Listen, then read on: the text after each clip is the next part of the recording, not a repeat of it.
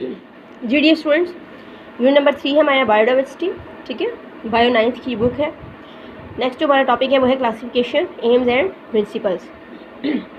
Classification basically classified कर दिया जाता है चीज़ों को, एक ऑर्डर में, एक तरतीब में लेके आना होता है। जैसे बहुत सारी चीज़ें होती हैं, हमें समझ नहीं आ रही होती, एक ही जगह पे पड़ी हुई हो, तो हमें उनमें से एक डिफाइंड चीज़ को ढूंढना जो है वो मुश्किल होता है। अगर सारी चीज़ें एक ऑर्डर में पड़ी हुई हो तो हमें उनको किसी भी चीज़ को वहाँ से ढूंढना जो है वो ईजी होता है। जैसे लाइब्रेरी के अंदर बहुत सारी बुक्स होती हैं,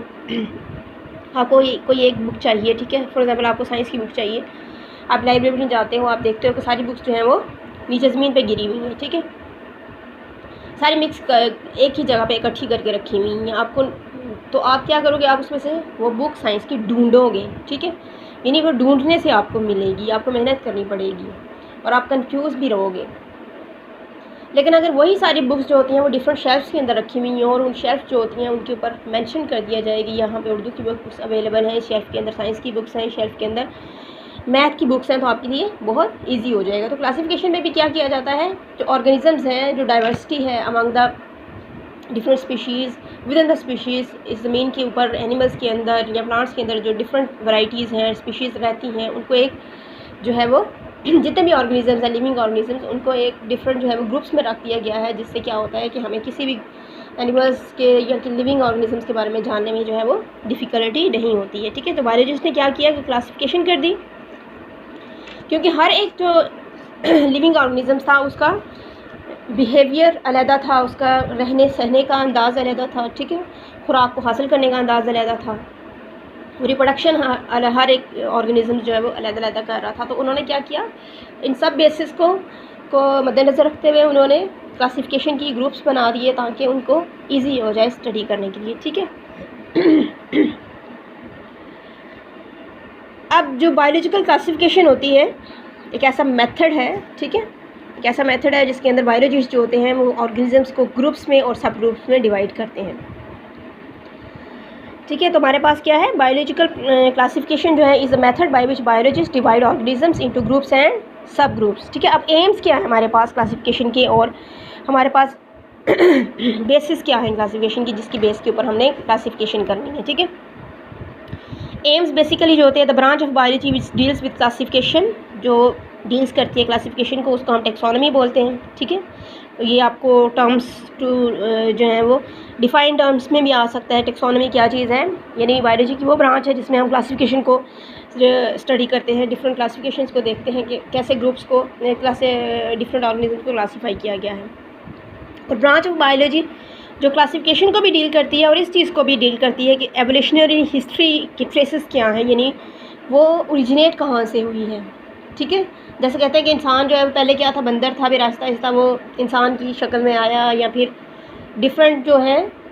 उसके अंदर चेंजेस आती गई। उसकी एवोल्यूशनरी हिस्ट्री, किसी भी चीज़ की एवोल्यूशनरी हिस्ट्री जो है, किसी भी एनिमल्स की है, प्लांट्स की है, उसकी एवोल्यूशनरी हिस्ट्री जो है कि वो कैसे ओरिजिनेट हुआ, उन सब को जब हम डील करते हैं और साथ साथ उससे फिर क्लासीफाइड करते हैं, तो इस चीज़ को हम जो है वो कहते हैं सिस्टमैटिक्स। ठीक है, अब जो मेन दोनों ब्रांचेस हैं, टेक्सोनॉमी है, सिस्टमैटिक्स है, उसकी जो हमारे पास एम्स हैं जिसकी बेसिस के ऊपर क्लासिफिकेशन की जाती है, वो फर्स्ट क्या है, टू डिटरमाइन सिमिलैरिटीज़ और डिफरेंसेस, यानी सिमिलैरिटी की बेस के ऊपर एक ग्रुप हम सिमिलैरिटी की बेस पे बनाएंगे, दूसरा ग्रुप हम डिफरेंसेस की बेस पे बना लेते हैं। डिफरेंसेस में organism so that they can be studied easily, ताकि हम उसे आसानी से स्टडी कर सकें। दूसरा जो है वो एवोल्यूशनरी रिलेशनशिप क्या होते हैं, डिफरेंट ऑर्गेनिजम्स जो हैं उनका आपस में अगर एवोल्यूशनरी हिस्ट्रीज़ हैं, फॉर एग्जांपल के सारे बर्ड्स जो होते हैं आपको पता है कि वो क्या है, विंग्स होते हैं, उनके बीक होती है, ठीक है, उड़ सकते हैं, वो विश बोन होती है सबकी, अंडे देते हैं। ठीक है, तो उनकी एवोल्यूशनरी हिस्ट्रीज़ देखनी होती है कि सारे जो हैं वो एक जैसे हैं अगर, तो वो कैसे ओरिजिनेट होते हैं। इसी तरह अगर उड़ने वाले तो इंसेक्ट्स भी होते हैं, लेकिन हम उनको परिंदों में नहीं रख सकते हैं। ठीक है, यानी हर एक की अपनी अपनी एक कैरेक्टरिस्टिक्स होती हैं, उसकी बेस के ऊपर उसकी ग्रुपिंग कर दी जाएंगी। तो डिफरेंट एम्स थे हमारे पास क्लासिफिकेशन के, एक क्या डिफरेंसेस और सिमिलैरिटी की बेस पे ऑर्गेनिज्म को क्लासीफाई किया गया है, दूसरा उसकी एवोल्यूशनरी रिलेशनशिप को देखा गया है कि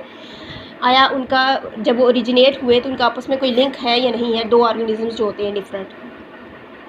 अब दूसरा बेसिस क्या थी क्लासिफिकेशन की, what are the basis of classification. ठीक है, क्लासिफिकेशन जो है वो बेस्ड है on relationship amongst organisms and such relationship is got through similarities in characteristics. दो जो ग्रुप्स होते हैं, दो जो एनिमल्स होते हैं, उनके दरमियान जब आप करते हो कि अच्छा ये इसके साथ बहुत सारी चीज़ों की मैच है, तो उसे सिमिलैरिटी की बेस के ऊपर आप एक ग्रुप में रख देते हो। ठीक है, अब जैसे एक तरफ स्पैरो होती है और एक तरफ आप काऊ ले लो, ठीक है, क्रो ले लो आप, तो दोनों जो है उड़ने वाले परिंदे हैं, लेकिन उनकी अगर देखा जाए कि कलर भी डिफरेंट होगा, ठीक है, तो उस बेस पे तो हम नहीं, लेकिन सिमिलैरिटी क्या है, उनके अंदर वो उड़ सकते हैं, बीक होती है, अंडे देते हैं, जो बेसिक सिमिलैरिटीज़ होती हैं उन्हीं की बेस के ऊपर जो है वो क्लासीफाई किया जाता है। These similarities suggest that all organisms are क्या होते हैं, रिलेटेड होते हैं to one another and at same point in their evolutionary histories. For example यहाँ पे देखिए स्पैरो है, स्पैरो जो होती है वो more closely related to pigeon, sparrow ज़्यादा रिलेटेड किससे कर रही है, पिजन से कर रही है, देन टू इंसेक्ट्स, इंसेक्ट्स के साथ, हालांकि इंसेक्ट्स भी उड़ सकते हैं तो उनके साथ वो मैच हम उड़ने की बेस पे नहीं करेंगे, हम उसकी एवोल्यूशनरी हिस्ट्री देखेंगे कि पिजन्स जो हैं वो स्पैरो से ज़्यादा रिलेटेड है एज़ कम्पेयर टू इंसेक्ट। इसका मतलब है कि बाकी जो दो स्पैरो है या पिजन्स हैं वो कॉमन है उनकी evolutionary history as compare to insects. ठीक है, तो उनको हम एक ग्रुप में कर देंगे, यानी वो बर्ड्स के ग्रुप में आ जाएगा। जब बायोलॉजिस्ट क्लासीफाई करते हैं ऑर्गेनिजम्स को ग्रुप्स में और सब ग्रुप्स में, जो सिमिलैरिटीज़ जो देखते हैं वो एक्सटर्नल भी होती हैं, इसके अलावा उनकी जो डेवलपमेंट की स्टेजेस होती हैं उनको भी देखा जाता है। ठीक है, उसमें फिर मॉडर्न जेनेटिक्स जो है वो भी इसमें इन्वॉल्व हो जाती है। टेक्सोनमिस्ट जो होते हैं वो देखते हैं कि जेनेटिकली जो हैं कैसे वो डिफरेंट है। ठीक है, उनके डीएनए जो है उसको स्टडी किया जाता है, उनकी सिमिलैरिटीज़ और डिफरेंसेस देखा जाता है डीएनए का। ठीक है, उन दोनों जो ऑर्गेनिज्म है जिनको आप एक ग्रुप में रख रहे हो, ठीक है, and can be use for getting idea about similarities और डिफरेंसेस को देखने के लिए उनकी स्ट्रक्चर क्या है, उनका फंक्शन क्या है। फिर डीएनए यानी जेनेटिक्स जो है उसको भी इन्वॉल्व किया गया है क्लासिफिकेशन में और उसको भी बेस में बनाया गया है, उसको भी बेस्ड किया गया है। तो बेसिस हमारे पास बेसिकली क्या है, डिफरेंसेस और सिमिलैरिटीज़ आ गई, दूसरा एवोल्यूशनरी हिस्ट्री आ गई, तीसरा हमारे पास उसकी जेनेटिक जो मॉडर्न जेनेटिक्स होती है उसको भी इन्वॉल्व किया गया है, वो भी उसकी बेस के ऊपर भी क्लासिफिकेशन जो है वो की जाती है।